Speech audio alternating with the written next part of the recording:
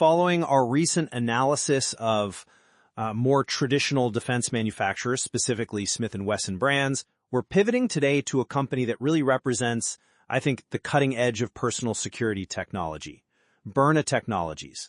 Byrna is fundamentally rethinking self-defense. They design and manufacture less lethal solutions and operate across key global markets, the US, Canada, South America, Europe, quite a wide reach. Right. And the essential question for investors trying to gauge the future of this really rapidly growing company is, well, it's one of balancing potential against pricing, isn't it? Does Byrna Technologies' proven history of explosive growth and the favorable results we see from intrinsic valuation models, does that truly justify the extremely high trading multiples the market's currently assigning it? Or perhaps are the strains on current profitability and, well, some pretty clear signals from significant insider selling, are those warning signs that this premium valuation just isn't sustainable? And I'll be arguing that the spectacular growth trajectory, combined with the underlying really robust operational efficiency metrics, which are frankly best in class, that these absolutely vindicate the valuation premium. I see Byrna as a classic growth disruptor in a highly sensitive market niche, and the market is simply pricing in warranted future success. And I'm going to maintain that those valuation multiples are stretched, really stretched far beyond the current financial reality. We need to critically examine the higher risks tied to execution and volatility, particularly when you look at executive actions that seem to suggest management itself may have taken a more cautious view on the stock's ability to hold those higher valuations. Okay, so let's start with the hard numbers, the ones that really define this momentum. Byrna has provided just phenomenal returns, clocking in over, 408% for shareholders in the last 3 years alone? More recently, the TTM sales year-over-year growth hit 73.56%. And this momentum isn't really slowing. They just announced preliminary fiscal Q3 2025 revenue of $28.2 million. That's a 35% increase year-over-year. Now, what makes this growth so remarkable is the quality behind it. They boast a gross margin of 61.88%. So this isn't some low-margin hardware business. This is a highly efficient, high-tech operation. Those are compelling metrics, I agree, particularly that gross margin. But, they have to be viewed through the lens of a market that seems to be demanding perfection. The stock trades at a trailing price-to-earnings ratio of 37.23 and an enterprise value to EBITDA of 41.45. Now, for a company that designs and manufactures physical hardware, even if it's niche technology, these multiples are usually reserved for highly scalable software platforms. It feels like the market is demanding software-level efficiency from what is still fundamentally a manufacturing business. And that reflects future performance that, frankly, just hasn't been consistently realized yet. But the quantitative analysis actually supports that view of future value. I mean, when we run a discounted cash flow analysis, which explicitly models future high growth and capital returns, it suggests an intrinsic value of $31.66 per share. Now, given the current trading price around $23, that indicates the stock is priced at a significant 30% discount to its calculated value. And look, the street is also entirely bought in. The analyst consensus is a strong buy recommendation rated 1.00 with a target price set significantly higher at $38.50. The conviction here feels, pretty overwhelming.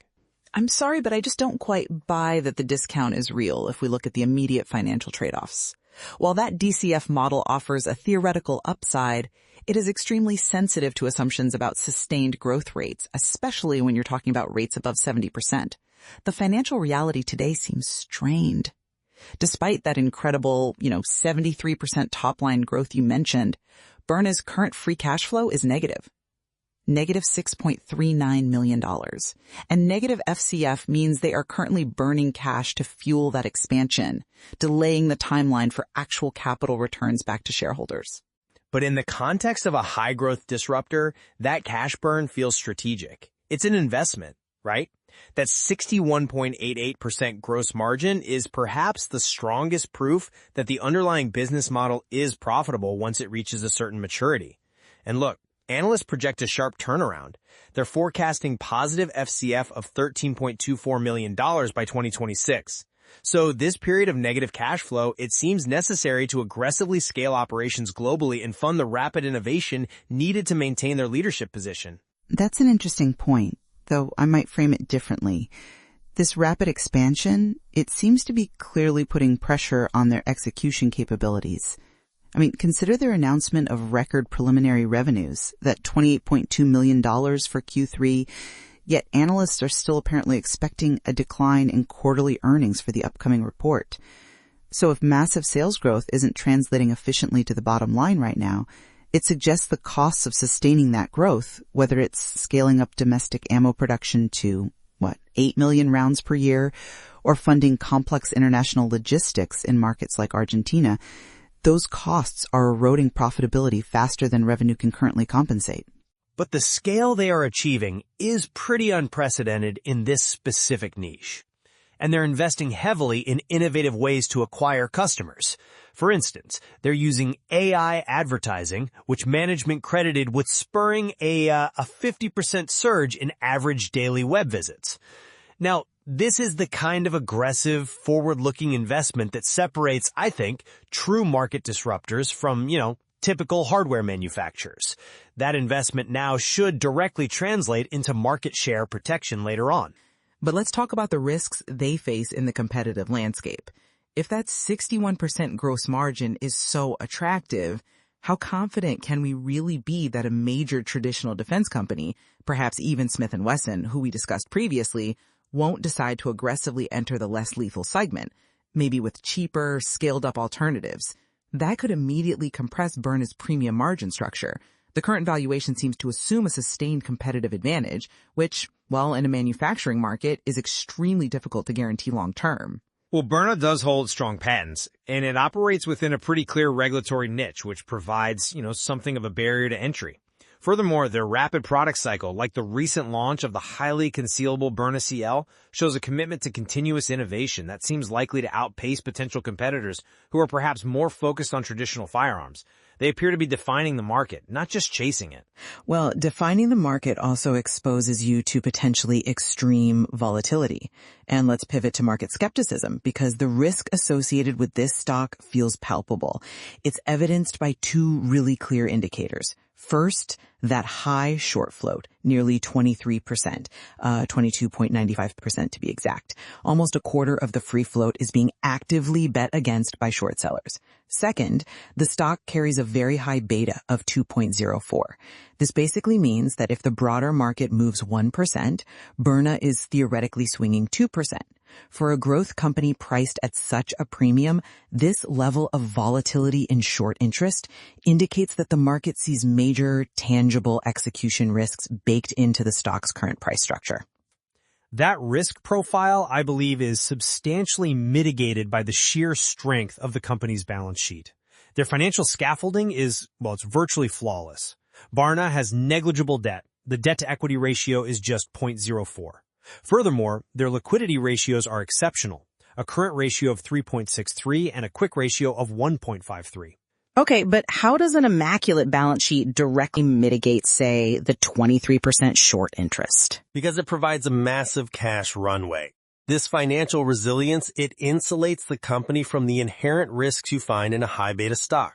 It allows management to absorb temporary operational bumps, to fund strategic expansions like the new partnership they announced with Sportsman's Warehouse, and to commit to aggressive, maybe high-risk but high-reward endeavors without the fear of needing emergency capital or being overly susceptible to economic downturns.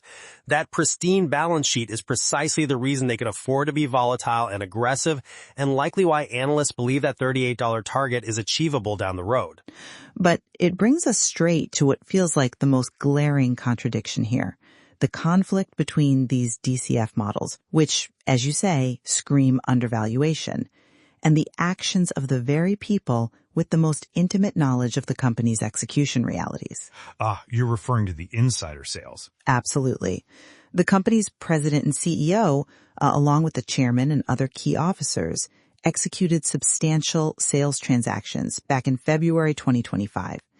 The prices were between roughly $29.37 and $29.49 per share. Now, these sales occurred, let's be honest, dangerously close to the 52-week high of $34.78.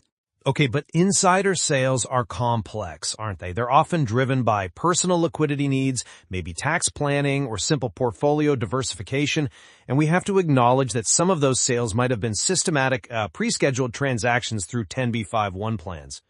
We can't just ignore the overwhelmingly positive consensus target of $38.50 simply because a few executives realized some personal gains near a high point in the stock price. Well, I think that argument falls a bit flat when you consider the scale of the sales and the timing, especially coming from the absolute top executives, the president, CEO, and the chairman. Whether those sales were systematic or opportunistic, the fact remains that the people running the company collectively decided that roughly $29 a share was an opportune time to de-risk their personal holdings. Now, if the DCF model truly reflected a 30% undervaluation leading towards a $38 price, why wouldn't the chairman and CEO have held on to those shares, expecting significant appreciation in the near term? Their actions, I think, fundamentally challenge the premise that the stock was deeply undervalued at that specific time. It looks like they prioritized locking in high value over waiting for the full analyst projected upside. We have to trust the quantitative modeling and the analyst community, who are basing their projections on the documented sales momentum we discussed and the inherent efficiency of the underlying business structure. The DCF model, which, we utilize precisely because it forces us to project future cash flows, provides a clear, quantitative metric.